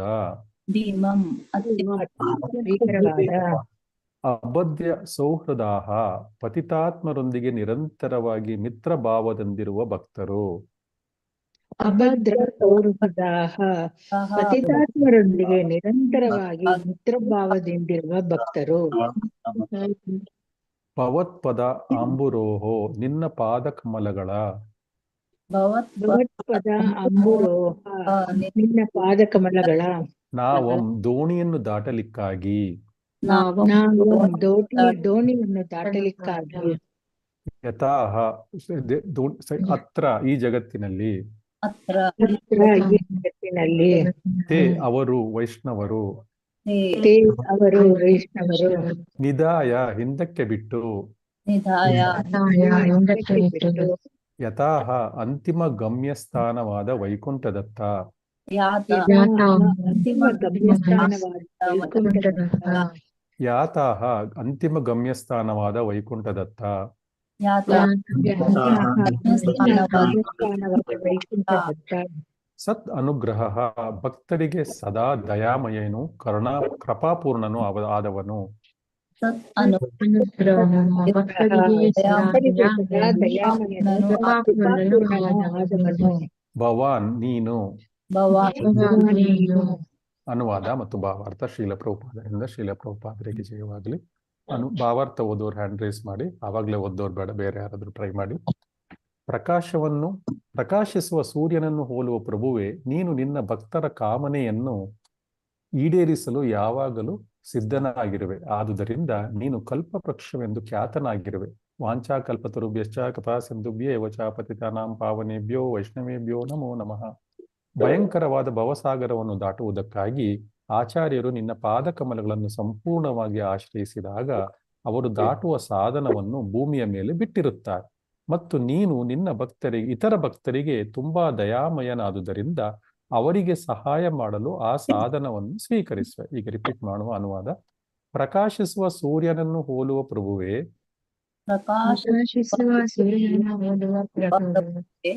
ನೀನು ನಿನ್ನ ಭಕ್ತರ ಕಾಮನೆಯನ್ನು ಈಡೇರಿಸಲು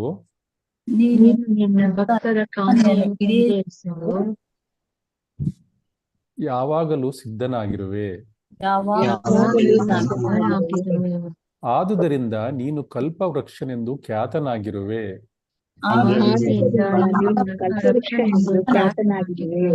ಭಯಂಕರವಾದ ಭವಸಾಗರವನ್ನು ದಾಟುವುದಕ್ಕಾಗಿ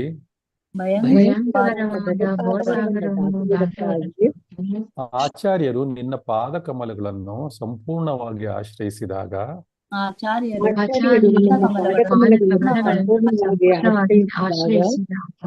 ಅವರು ದಾಟುವ ಸಾಧನವನ್ನು ಭೂಮಿಯ ಮೇಲೆ ಬಿಟ್ಟಿರುತ್ತಾರೆ.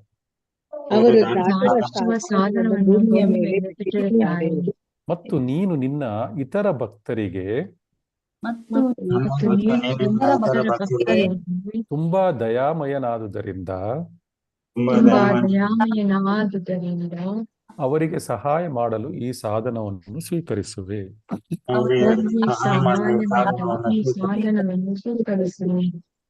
ಯಾರು ಓದ್ತೀರ ಭಾವಾರ್ಥ? ಕಾಂತಾಮಣಿ ಮಾತಾಜಿ ರೈಸ್ ಮಾಡಿದ್ರಲ್ಲ ಎಂದು. ಹರೇ ಕೃಷ್ಣ ಪ್ರಭುಜಿ. ಓದಿ ಮಾತಾಜಿ ಭಾವಾರ್ಥ ಓದಿ.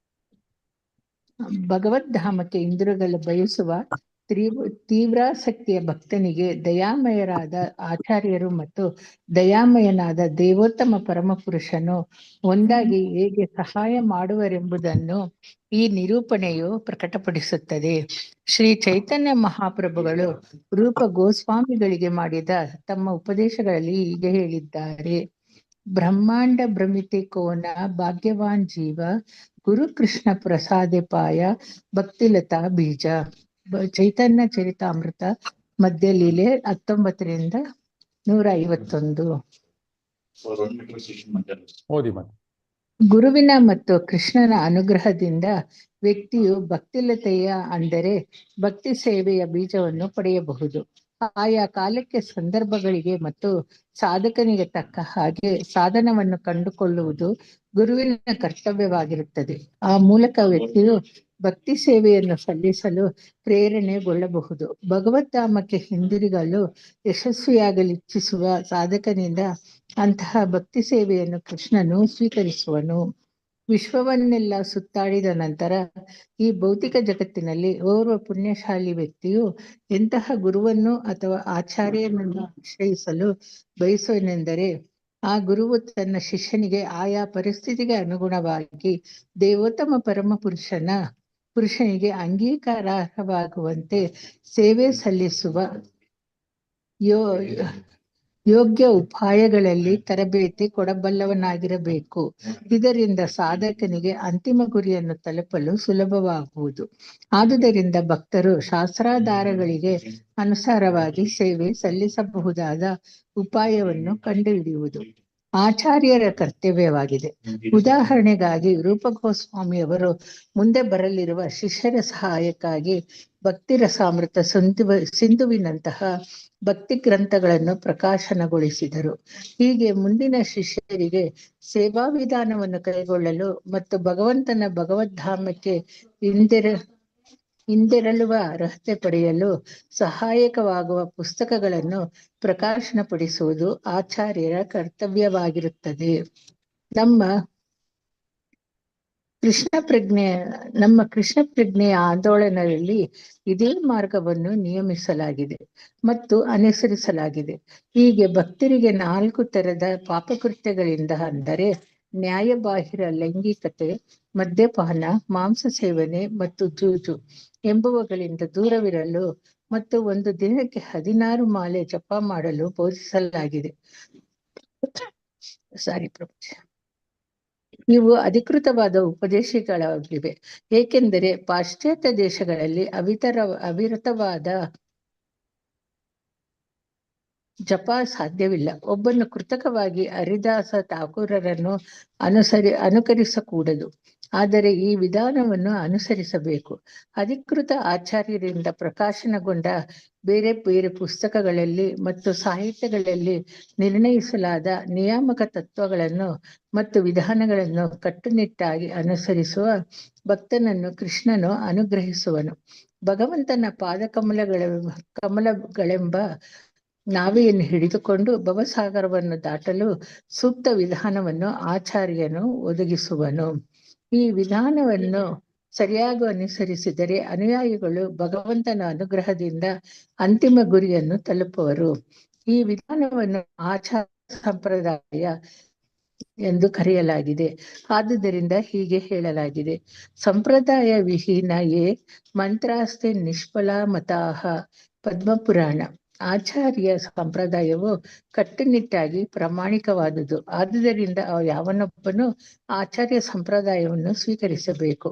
ಆಗ ಮಾಡದಿದ್ದರೆ ಅವನ ಪ್ರಯತ್ನವು ವಿಫಲವಾಗುವುದು. ಆದುದರಿಂದ ಶ್ರೀಲ ನರೋತ್ತಮ ದಾಸ ಠಾಕೂರರು ಹೀಗೆ ಹಾಡುತ್ತಾರೆ: ತಾಂದೇರ ಚರಣ ಸೇವೆ ಭಕ್ತ ಸನೇವಾಸ, ಜನಮೇ ಜನಮೇ ಹಾಯ ಏ ಅಭಿಲಾಷ.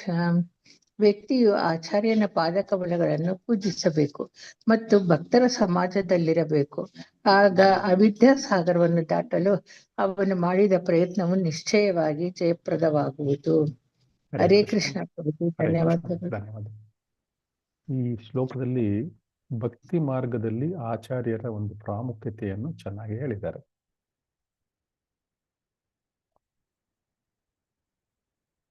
ನಮಗೆ ಇಲ್ಲಿ ಈ ಭವಾರ್ಣವ ಭೀಮಂ ಅಂತ ಹೇಳಿದ್ದಾರೆ. ಅಂದ್ರೆ ಈ ಲೌಕಿಕ ಜೀವನವನ್ನು ಇಲ್ಲಿ ಭೀಮಂ ಅತ್ಯಂತ ಭಯಾನಕ ಮತ್ತು ಸುದುಸ್ತರಂ, ದಾಟಲು ಅಸಾಧ್ಯವಾದದ್ದು ಅಂತ ಹೇಳಿದ್ದಾರೆ.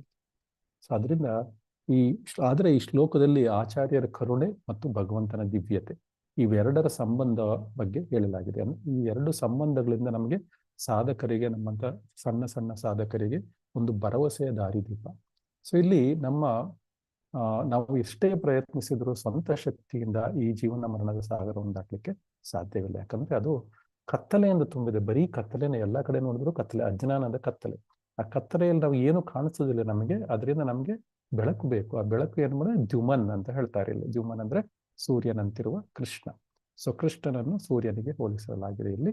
ಹೇಗೆ ಸೂರ್ಯನು ಉದಯಿಸಿದಾಗ ಕತ್ತಲೆಯು ಕ್ಷಣ ಮಾತ್ರದಲ್ಲಿ ಮಾಯವಾಗುತ್ತೋ, ಹಾಗೆ ಕೃಷ್ಣ ಪ್ರಜ್ಞೆ ಜಾಗೃತವಾದಾಗ ಮನುಷ್ಯನಿಗೆ ಈ ಭವಸಾಗರವು ಭಯವಿಲ್ಲದಂತಾಗುತ್ತೆ. ಆದ್ರಿಂದ ಭಗವಂತನೇ ಜ್ಞಾನದ ಪ್ರಕಾಶ. ನಂತರ ಅಭದ್ರ ಸೌಹೃದಾಹ ಅಂತ ಹೇಳ್ತಾರೆ. ಅಂದ್ರೆ ಆಚಾರ್ಯರ ನಿಸ್ವಾರ್ಥವಾದ ಕರುಣೆ.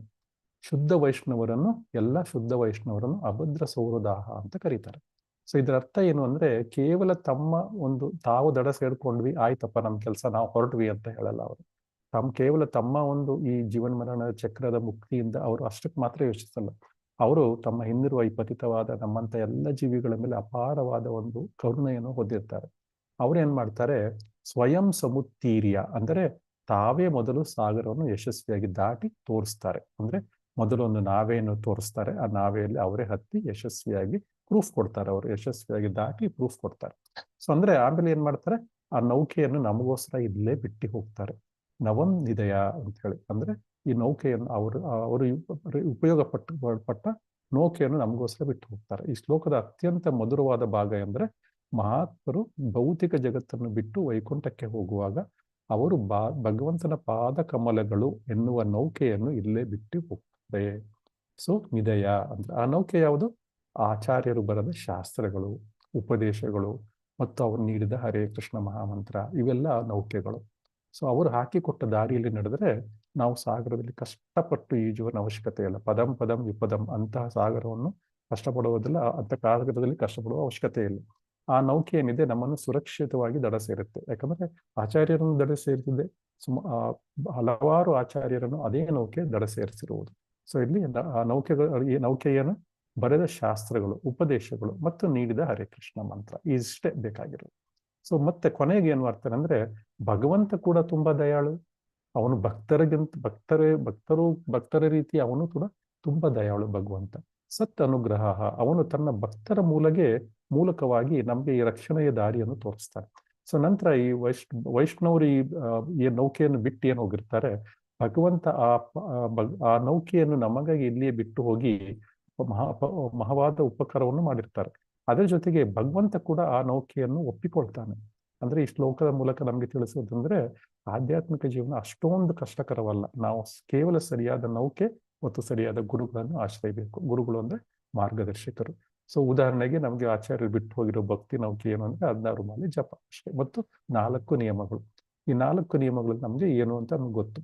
ಇಲ್ಲಿ ಅಭದ್ರ ಸೌರದಾಹ ಅಂದ್ರೆ ಮಹಾತ್ಮರ ನಿಸ್ವಾರ್ಥ ಗೆಳೆತನ. ಸಾಮಾನ್ಯವಾಗಿ ಯಾರಾದ್ರೂ ಒಂದು ದೊಡ್ಡ ಅಪಾಯದಿಂದ ಪಾರಾದಾಗ ಅವ್ರು ಏನ್ ಮಾಡ್ತಾರೆ, ಜೀವ ಉಳಿಸ್ಕೊಂಡು ಓಡೋಗ್ಬಿಡ್ತಾರೆ.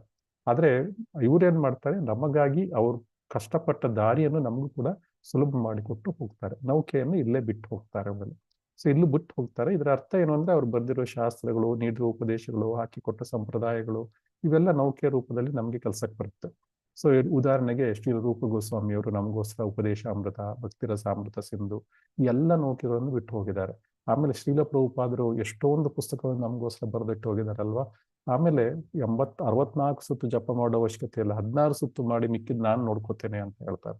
ಸೊ ಅಂತಹ ಒಂದು ಉದಾರ ಮನಸ್ಸಿನ ಗುರುಗಳು.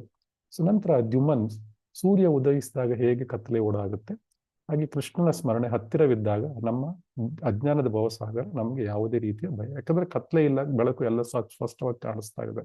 ಸೊ ಅದರಿಂದ ಇನ್ನೊಂದು ನಾವು ಎಚ್ಚರಿಕೆಯಿಂದ ಏನ್ ಬೇಕು ಅಂದ್ರೆ ಈ ನೌಕೆಯನ್ನು ನಮಗಾಗಿ ಬಿಟ್ಟು ಹೋದ ಆಚಾರ್ಯರು. ಆದ್ದರಿಂದ ನಾವೇನ್ ಮಾಡಬೇಕು, ಅವರನ್ನು ಟೀಕಿಸುವಂಥದ್ದು, ಆಚಾರ್ಯರನ್ನು ಅವರಲ್ಲಿ ದೋಷಗಳನ್ನು ಹುಡುಕುವಂಥದ್ದು, ಆ ತರ ಎಲ್ಲ ಕೆಲಸಗಳನ್ನು ನಾವು ಮಾಡ್ಲಿಕ್ಕಿಲ್ಲ. ಆಚಾರ್ಯವನ್ನು ಪಾಲನೆಯನ್ನು, ಆಚಾರ್ಯರ ದಾರಿಯನ್ನು ನಾವು ನಿಜವಾಗಿ ಪಾಲಿಸ್ಬೇಕು. ಅದೇ ನಿಜವಾದ ಸಮಾಧಿ ನಮಗೆ.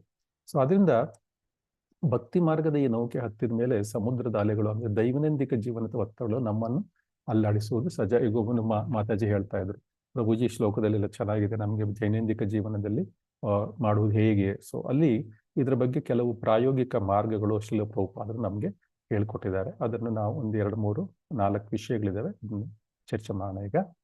ಈಗ ಮೊದಲನೇದಾಗಿ ಹಸ್ತಿ ಮಾತಾ ಅಂತೇಳಿ, ಅಂದ್ರೆ ಈ ಸಮಸ್ಯೆಗಳೇನು ಅಂದ್ರೆ ನಮ್ಮ ಜಪ ಮಾಡ್ಲಿಕ್ಕೆ ಕೂತಾಗ ಮನಸ್ಸು ಎಲ್ಲೆಲ್ಲೋ ಓಡ್ತಾ ಇರುತ್ತೆ.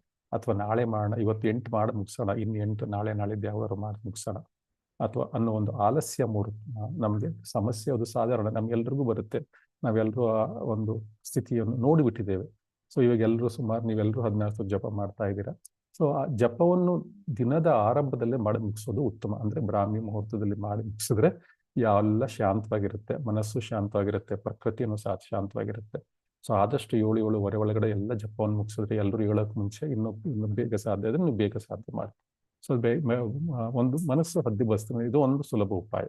ಸೊ ಇದು ಎಲ್ರಿಗೂ ಕಷ್ಟ ಆಗುತ್ತೆ, ಆದ್ರೆ ಇದನ್ನು ನಾವು ಅಭ್ಯಾಸ ಮಾಡಿಕೊಂಡ್ರೆ ಬೆಳಿಗ್ಗೆನೆ ಜಪ ಮುಗಿದೋಗ್ಬಿಡುತ್ತೆ. ನಂತರ ಕಾಲದ ನಿರ್ವಹಣೆ. ಕೆಲವು ಸಾರಿ ನಮಗೆ ಸಮಯವಿಲ್ಲ ಅಂತ ಒಂದು ದೊಡ್ಡದೊಂದು ಹೇಳ್ತಾರೆ. ಸೊ ನಮಗೆ ಈ 5-6 ವರ್ಷಗಳಿಂದ ನಾವು ಕೂಡ ಈ ದಾರಿಯಲ್ಲಿ ಬಂದಾಗ ನಮಗೂ ಕೂಡ ಸಮಯ ಇರಲಿಲ್ಲ. ಒಂದು ಮಾಲೆ ಮಾಡ್ಲಿಕ್ಕೂ ಸಮಯ ಸಿಗ್ತಾ ಇರ್ಲಿಲ್ಲ ನಮ್ಗೆ. 10 ನಿಮಿಷ ಬೇಕಲ್ಲ ಒಂದು ಮಾಲೆ ಮಾಡ್ಲಿಕ್ಕೆ, ಯಾರಿಗೂ ಸಮಯ ಸಿಗುತ್ತೆ ಅಂತ. ಈಗ 16 ಸುತ್ತು 20 ಸುತ್ತು ಮಾಡ್ತೇವೆ. ಹೇಗೆ? ಭಗವಂತನ ಕೃಪೆಯಿಂದ. ಸೊ ಒಂದು ಸುತ್ತು ಮಾಡಿ ಭಗವಂತ 2 ಸುತ್ತು ಮಾಡುವ ಕೃಪೆಗೆ ಮಾಡಿಕೊಡ್ತಾನೆ, ಆ ಸಮಯ ನಿಮ್ಗೆ ತೆಕ್ಕೊಡ್ತಾನೆ. ಸೊ ನಾವು ಹೇಗೆ ಊಟ ಮಾಡ್ಲಿಕ್ಕೆ ಸಮಯ ತೆಗಿತೀವಿ, ಹಾಗೆ ಆತ್ಮಕ್ಕೂ ಕೂಡ ಊಟ ಬೇಕು, ಅದಕ್ಕೆ ಭಗವಂತನ ಜಪ ಬೇಕು. ಸೊ ಸಾಧ್ಯವಾಗದಿದ್ರೆ ಬೆಳಿಗ್ಗೆ 8 ಜಪ ಮಾಡಿ, 8 ಸುತ್ತು ಮಾಡಿ, ಮಧ್ಯಾಹ್ನ ಊಟ ಆದ ನಂತರ, ಊಟಕ್ಕೆ ಮುಂಚೆ ಎಲ್ಲರೂ ಮಲಗಿರುವಾಗ ಅಥವಾ ಎಲ್ಲರೂ ನಿಮಗೆ ಸ್ವಲ್ಪ ಶಾಂತವಾಗಿ ಇನ್ನೊಂದು 4 ಸುತ್ತು ಜಪ ಮಾಡಿ, ಸಂಜೆ ಇನ್ನೊಂದು 4 ಸುತ್ತು ಮಾಡಿ, ಮಲಗಲಿಕ್ಕೆ ಮುಂಚೆ ರಾತ್ರಿ 4 ಸುತ್ತು ಮಾಡಿ, ಈ ತರ ಒಂದು ಅಡ್ಜಸ್ಟ್ ಮಾಡ್ಕೊಳ್ಳಿ. ಬಟ್ ಆದಷ್ಟು 16 ಸುತ್ತು ಬೆಳಗ್ಗೆನೆ ಮಾಡಿ ಮುಗಿಸ್ಲಿಕ್ಕೆ ಪ್ರಯತ್ನ ಪಡಿ. ಆಗ್ಲಿಲ್ಲ ಅಂದ್ರೆ ಈ ತರ ಡಿಸ್ಟ್ರಿಬ್ಯೂಟ್ ಮಾಡ್ಕೋಬೇಕು. ನಂತರ 4 ನಿಯಮಗಳ ಪಾಲನೆ. ಈ 4 ನಿಯಮಗಳ ಪಾಲನೆ ನಿಮ್ಗೆ ಯಾರಿಗೂ ಕಷ್ಟ ಆಗಲ್ಲ ಅನ್ಕೊಂಡಿದ್ದೀನಿ ನಾನು. ಯಾಕಂದ್ರೆ ಈ 4 ನಿಯಮಗಳು ನಮ್ಗೆ ಗೊತ್ತಿದೆ. ಒಂದು ಜೂಜಾಡುವಂತಿಲ್ಲ, ನೀವು ಯಾರು ಜೂಜಾಡೋದಿಲ್ಲ ನಮ್ಗೆ ಗೊತ್ತಿದೆ. ಆಮೇಲೆ ಒಂದು ನಶೆ ಮಾಡೋಂಗಿಲ್ಲ, ಕಾಫಿ ಟೀ ಕೂಡ ಕುಡಿಯೋಂಗಿಲ್ಲ, ಒಂದು ಮಾಂಸಾಹಾರ ಆ ಥರ ಎಲ್ಲ ಮಾಡ್ಲಿಕ್ಕಿಲ್ಲ. ಇವೆಲ್ಲ ತುಂಬಾ ಇನ್ನು ಕಷ್ಟಕರವಾದ ಕೆಲಸಗಳೇನೆಲ್ಲ ಬಿಡ್ಬೋದು. ಸೊ ಅದರಿಂದ ಈ ಹವ್ಯಾಸಗಳನ್ನ ಬಿಡುವುದು ಅಷ್ಟೇನು ಸುಲಭ, ಕಷ್ಟ ಏನಲ್ಲ. ನಂತರ ಭಕ್ತರ ಸಂಘ. ನೀವು ಬೆಳಗ್ಗೆ ಮಂಗಳಾರತಿ ಅಟೆಂಡ್ ಮಾಡೋದು, ಆಮೇಲೆ ಕ್ಲಾಸ್ ಅಟೆಂಡ್ ಮಾಡೋದು, ಇವೆಲ್ಲ ಭಕ್ತರ ಸಂಘನೇ. ಸೊ ಅದು ನಿಮ್ಗೆ ಸುಲಭವಾಗುತ್ತೆ. ಸೊ ಸಂಪ್ರದಾಯ ಅಂದ್ರೆ ಇದೆ, ಒಬ್ಬರಿಗೊಬ್ಬರು ಆಶ್ರಯಾಗಿ ನಿಲ್ಲುವಂಥದ್ದು.